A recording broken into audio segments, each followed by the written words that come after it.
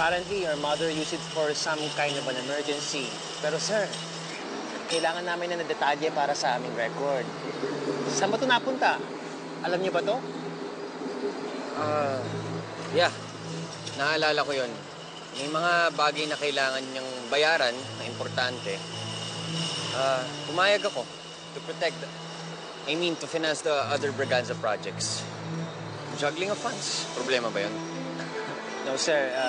In that case, pwede namin i-reflect sa record as personal expenses. Sige, sir. Ang gagawin namin pa-finalize yung report and then sasabihin namin sa inyo for review. Thank you, sir. Don Teo,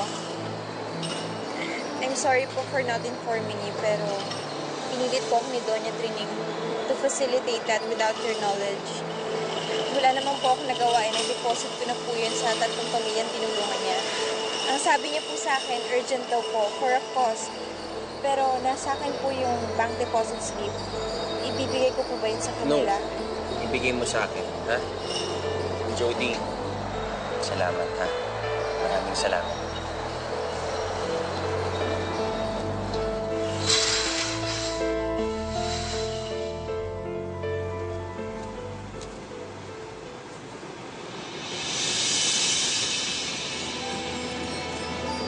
Daniel, bakit? May problema? May aksidente ho yata. O, edi iwasan mo at baka mamaya tayo pang mapagbintangan dyan. Ay, Diyos ko! Ay! Labas! Ha? Di ba narinig ka sinabi ko? Labas! Opo.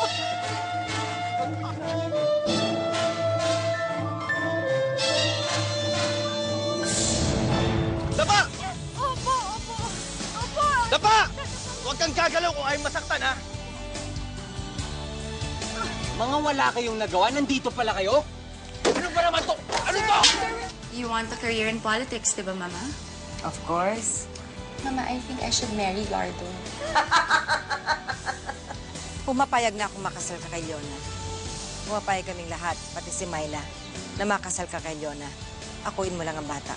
Ano naman kapalit niyan? Handa akong ipakulong si Theo, kapalit ng pagkamatay ng iyong ina.